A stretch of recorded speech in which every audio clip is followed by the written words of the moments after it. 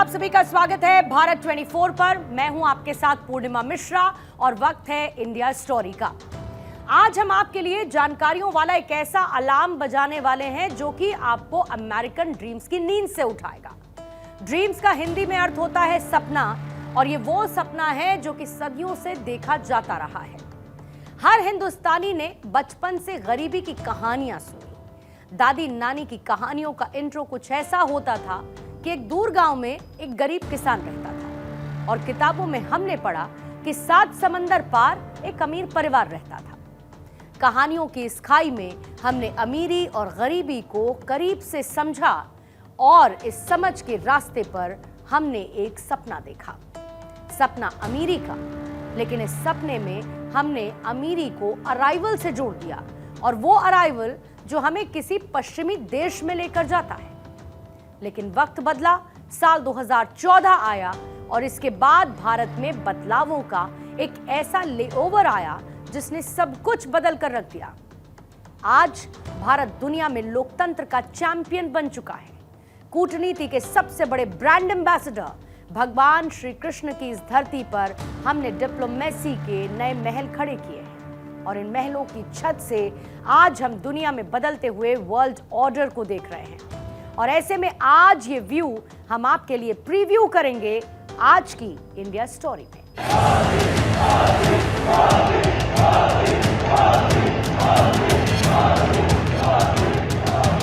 Prime Minister Modi is the boss.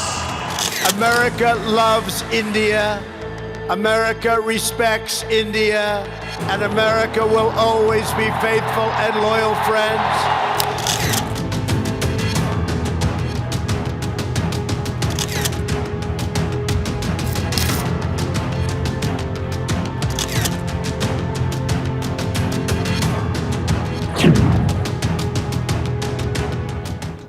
आज अगले आधे घंटे के लिए आपकी अपॉइंटमेंट हमारे इस खास शो के साथ बुक हो चुकी है, जहां पर हम आपको एक अलग तरह का प्रेजेंटेशन के जरिए आपको नए भारत से मीटअप करवाते हैं। और आज हम आपको ये बताएंगे कि एक चौक के सहारे स्लेट पर क ख ग लिखने वाला भारत कॉपी पेन से ABCD लिखते हुए आज स्मार्ट क्लासेस में कोडिंग सीख रहा है।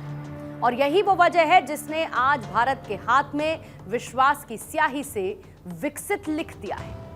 हमारे देशवासियों ने अपमान का वो कड़वा घूंट भी पिया, जहां पर हमारे देश के छात्रों को अक्ल का दुश्मन और नक्ल का दीवाना बताया जाता रहा गया। हमारे देश को सपेरों का देश बुलाया गया। पश्चिमी देशों ने dogs and Indians are not allowed की तख्तियां तक टांग दी। लेकिन आज इन तख्तियों को पलटने का समय आ चुका है, और भारत 24 के न्यूज हेडक्वार्टर से 14,000 किलोमीटर दूर अमेरिका में जो कुछ चल रहा है उसकी एक लॉग बुक आज हमने आपके लिए खोल दी है। इस लॉग बुक में सच्चाई से भरे वो तथ्य छिपे हैं जिनके बारे में जानने का अधिकार आज हर भारतीय को है। आज दुनिया में वर्ल्ड ऑर्डर के बड़े बड़े बोर्ड पर अब एक नया नाम लिखने का समय आ चुका है। अब भारत नहीं बल्कि अमेरिका इंडियन ड्रीम्स देखेगा। इस वक्त पूरी दुनिया में सिर्फ 4 शब्द ही सबसे ज्यादा कहे और सुने जा रहे हैं, और ये 4 शब्द हैं ट्रंप, टैरिफ, वॉर और ज़ेलेंस्की। इन 4 शब्दों में 4 सबसे महत्वपूर्ण सवाल भी छिपे हैं। पहला ये कि ट्रंप के आने से दुनिया किस तरीके से बदल रही है। दूसरा ये कि ट्रंप का टैरिफ वॉर क्या अब ट्रेड वॉर में बदल चुका है। तीसरा सवाल यह है कि क्या अब रूस यूक्रेन युद्ध के खत्म होने का काउंटडाउन शुरू हो चुका है। और चौथा ये कि अब ज़ेलेंस्की का अगला मूव क्या होगा। ऐसा नहीं है कि 4 सवाल सिर्फ भारत में ही पूछे जा रहे हैं, बल्कि सच तो यह है कि ये सवाल रूस, यूक्रेन, जापान, जर्मनी, चीन, हंगरी, हर जगह यही सवाल सबसे ज्यादा पूछे जा रहे हैं। डोनाल्ड ट्रंप ने अमेरिकी संसद के जॉइंट सेशन में रिकॉर्ड 1 घंटा 44 मिनट का भाषण दिया, और ट्रंप ने भाषण की शुरुआत अमेरिका इज बैक, यानी कि अमेरिका का दौर लौट आया है से की। और इसके बाद उन्होंने भारत पर टैरिफ लगाने का एक बड़ा ऐलान कर दिया है। डोनाल्ड ट्रंप ने कहा है कि 2 अप्रैल से जैसे को तैसा टैरिफ लागू होगा। दूसरे देश हम पर भारी टैरिफ और टैक्स लगाते हैं, अब हमारी बारी है। अगर कोई कंपनी अमेरिका में प्रोडक्ट नहीं बना रही तो उसे ये टैरिफ देना ही होगा। और इन 2 सवालों में ही एक ऐसा टर्निंग पॉइंट छिपा है जो आपके हर एक कॉन्सेप्ट को तथ्यों से डाइल्यूट कर देगा। ये एक ऐसी कहानी है जिसे एक इकोसिस्टम ने सिस्टमैटिक ढंग से आउट ऑफ सीन कर दिया है। और ऐसे में इस टैरिफ को टेबल करते हैं और सबसे पहले ये समझते हैं कि आखिर इसका एग्जैक्ट मीनिंग क्या है। टैरिफ दूसरे देश के साथ होने वाले व्यापार पर लगने वाला टैक्स होता है और इसे आप इंपोर्ट ड्यूटी या फिर सीमा शुल्क भी कह सकते हैं। और यहां पर ट्रंप के रेसिप्रोकल टैरिफ का मतलब है कि जब एक देश किसी दूसरे देश से इंपोर्टेड वस्तुओं पर टैरिफ लगाता है तो दूसरा देश भी उसी रेशियो में उस देश के उत्पादों पर भी टैरिफ लगा देता है। और सरल सी भाषा में इसे जैसे को तैसा नीति भी कहा जा सकता है। अब ये काम कैसे करता है और इसे समझने के लिए आपको साल 2018 के उन फिगर्स पर नजर डालनी चाहिए जब अमेरिका ने ठीक ऐसे ही चीन पर अपने टैरिफ्स को बढ़ा दिया था।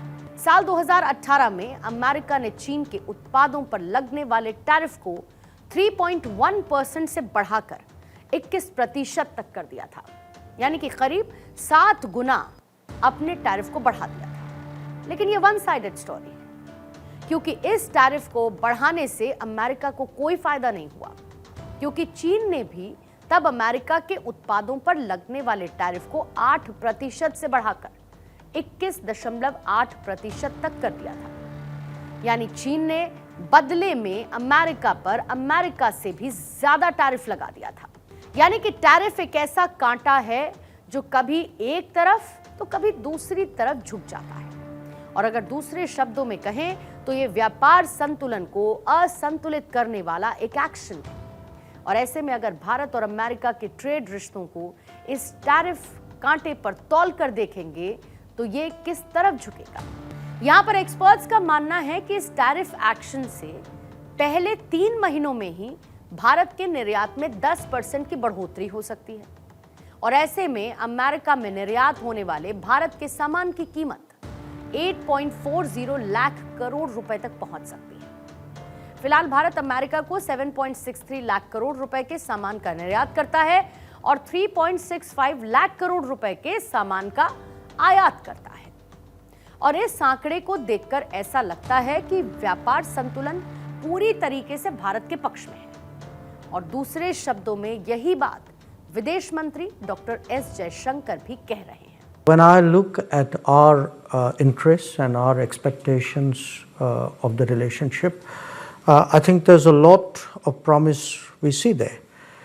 Conceptually, I think we see a president and an administration which in our parlance is moving towards multipolarity, and that is something which suits India. यानी कि टैरिफ का फाइनल प्रॉफिट तो हम रख लेंगे, लेकिन इसके बाद क्या सिर्फ इस प्रॉफिट से ही हम अमेरिकन ड्रीम्स को इंपोर्ट कर पाएंगे? इसका जवाब है बिल्कुल नहीं। और ये तो सिर्फ भारत की विकसित उड़ान का एक चेक इन है। और आगे की इस यात्रा को समझने के लिए आपको डी ग्लोबलाइजेशन के बारे में भी समझना होगा, जहां पर मशहूर global trade expert Thomas L Friedmann के मुताबिक ग्लोबलाइजेशन के 3 पीरियड्स रहे। पहला है ग्लोबलाइजेशन 1.0, जो कि साल 1492 से साल 1800 तक के बीच रहा। फिर आया ग्लोबलाइजेशन 2.0, जो कि 1800 से शुरू होकर साल 2000 तक चला। फिर उसके बाद दौर आया ग्लोबलाइजेशन 3.0 का, जो कि साल 2000 से लेकर आज तक चलता आ रहा है। लेकिन अब डोनाल्ड ट्रंप के अमेरिकी राष्ट्रपति बनने के बाद से ऐसा लगता है कि दुनिया डी ग्लोबलाइजेशन की तरफ बढ़ रही है। डी ग्लोबलाइजेशन यानी कि जब कोई देश अपने ट्रेड को देश के बॉर्डर्स के साथ बांध देता है, और अमेरिका भी यही कर रहा है। और यहां पर गौर करने वाली बात यह है कि यह तरीका अमेरिकी सुपर पावर मॉडल के बिल्कुल ऑपोजिट है। यानी इसे आप अमेरिका का बैक गेयर भी मान सकते हैं। अमेरिका का ये टैरिफ वॉर बहुत ही जल्द ट्रेड वॉर में भी बदल सकता है। लेकिन यहां पर पॉइंट टू बी नोटेड ये है कि अगर अमेरिका ट्रेड वॉर में उतरता है तो उसके निशाने पर चीन, कनाडा और मैक्सिको होंगे और भारत इस वॉर का सबसे ज्यादा फायदा उठा सकता है। इसे आप इस तरीके से समझिए कि किसी मोहल्ले में 4 दुकानें हैं, उनमें से एक दुकान आपकी हुई। अब अगर बाकी 3 दुकानदार आपस में लड़ने लगे तो ग्राहक खुद ब खुद आपकी दुकान पर आना शुरू हो जाएंगे और इन 3 दुकानदारों की लड़ाई का सबसे ज्यादा फायदा आपको ही मिलेगा। लेकिन भारत को भविष्य में होने वाले इस ट्रेड वॉर के लिए भी तैयारी करनी होगी। इसमें हथियार इकट्ठा करना या बंकर बनाने की जरूरत नहीं, बल्कि 3 मोर्चों पर काम करना होगा, जिसमें पहला है प्रोडक्शन, दूसरा है ग्रोथ और तीसरा है इसमें डिमांड। इसके साथ ही भारतीय बाजार के सेंटिमेंट्स को भी एक बूस्ट मोड पर रखना होगा, यानी कि हमें अपना पूरा होमवर्क करके तैयार रहना है और ये भारत के लिए once in a lifetime opportunity हो सकती है। ये तो हो गई ट्रेड वॉर की बात, लेकिन अगर टैरिफ वॉर की बात हम करेंगे तो इसमें भी सबसे ज्यादा घायल अमेरिका ही हो सकता है। इसे आप इस तरीके से समझिए कि टैरिफ एक तरीके का टैक्स है और जब कोई देश दूसरे देश से कोई सामान आयात करता है तो उस पर टैक्स लगा देता है और इसका एक मोटिव होता है लोकल सामान को प्रायोरिटी देना। लेकिन ये तरीका बाउंस बैक भी कर सकता है, क्योंकि अमेरिका में खाए जाने वाले 47% फल और 63% सब्जियां मैक्सिको से आती हैं। 75% अमेरिकी नागरिक जो मोबाइल फोन का इस्तेमाल करते हैं वो चीन में बने हुए होते हैं और ये आंकड़े बताते हैं कि अमेरिकी भी अपनी जरूरतों के लिए बाकी दुनिया के देशों पर निर्भर है। अब अमेरिका ने मैक्सिको और कनाडा पर 25% का टैरिफ लगा दिया, चीन पर 20% का टैरिफ लगाया, लेकिन इसका नुकसान भी कहीं ना कहीं अमेरिकी नागरिकों को ही उठाना पड़ेगा। अब आपको इसको एक एग्जाम्पल से समझाती हूं। अमेरिका जब किसी मोबाइल फोन को एक चीनी एक्सपोर्टर से खरीदता है तो उसे वो मोबाइल फोन मान लीजिए $100 का पड़ता है। अब अगर अमेरिकी सरकार इस पर 20% का टैरिफ लगाती है तो ऐसे में अमेरिकी इंपोर्टर को सरकार को $20 और देने होंगे और मोबाइल फोन की कीमत हो जाएगी $120 की। फिर उसके बाद ट्रांसपोर्टेशन और जो अदर कॉस्ट हैं उसको मिलाकर ये फोन एक अमेरिकी नागरिक तक पहुंचेगा $200 में, यानी कि अल्टीमेटली नुकसान एक अमेरिकी नागरिक को ही होगा।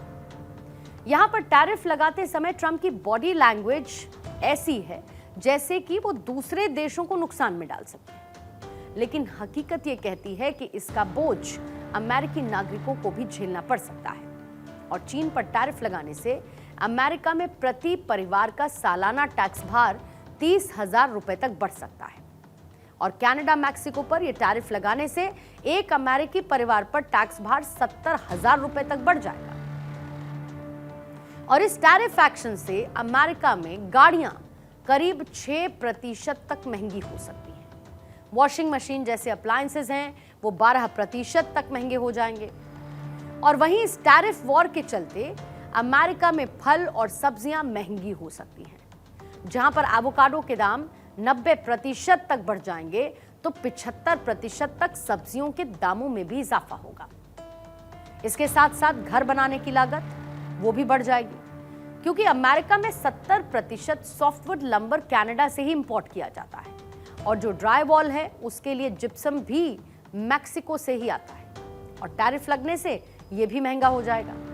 ऐसे में अमेरिका में घर बनाना और भी महंगा हो जाएगा। अमेरिका का जो एक टैरिफ प्लान है कि हम दुनिया के सभी देशों पर टैरिफ लगाएंगे, ये अंतोगत्वा जो है अमेरिका की इकोनॉमी को भी इम्पैक्ट करेगा और मैं इसका इम्पैक्ट जो है वो 2 एस्पेक्ट्स में देख रहा हूँ, शॉर्ट टर्म में भी देख रहा हूँ और लॉन्ग टर्म में भी देख रहा हूँ।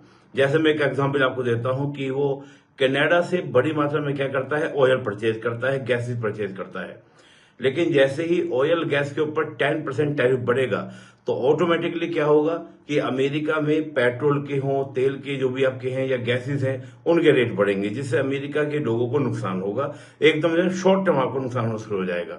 अब आप ये समझिए कि इस वक्त अमेरिका आर्थिक रूप से हर तरफ से घिरा हुआ है।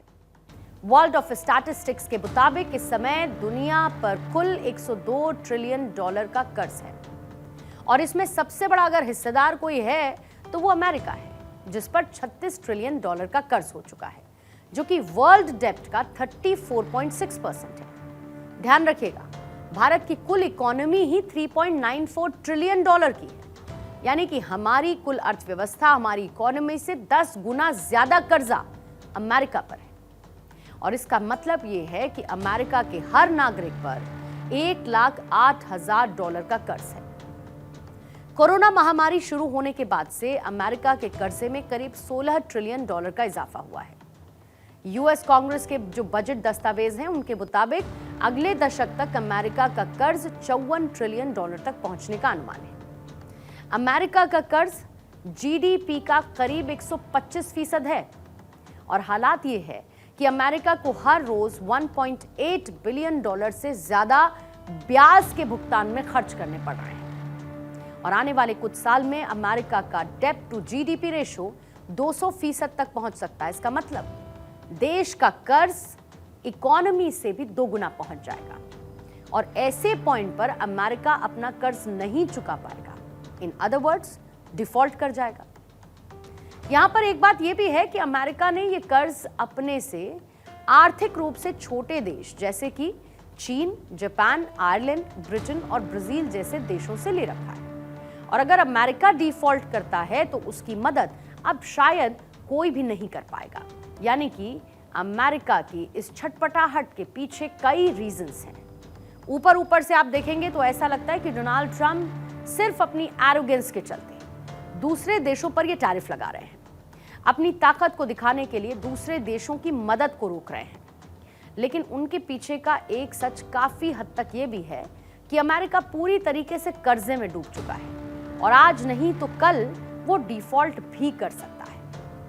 अब इसके भी 2 एस्पेक्ट्स हैं। पहला तो ये कि अगर अमेरिका जैसी बड़ी फिश डूब जाती है तो बाकी देशों की आर्थिक स्थिति पर भी इसका सीधा असर पड़ेगा। डिमांड एंड सप्लाई की चेन डायरेक्टली इफेक्ट होगी और दूसरा ये कि अमेरिका सुपर पावर की अपनी पोजीशन को खो देगा और ये एक शुरुआत होगी वर्ल्ड ऑर्डर के रीशफल की। और यही वो पॉइंट है जिसे हम मौका कह रहे हैं, वो मौका जिस पर हिंदुस्तान चौका लगा सकता है। आज भारत का फिस्कल डेफिसिट दुनिया की बड़ी महाशक्तियों में सबसे कम है और यहां पर वर्ल्ड ऑर्डर के रीशफल में 2 बातें काम करेंगी। पहली यह है कि दुनिया किसी देश का नेतृत्व स्वीकार कर रही है और दूसरा ये कि कौन सा देश खुद को पॉजिटिवली री इन्वेंट कर रहा है, यानी समय के साथ चल रहा है।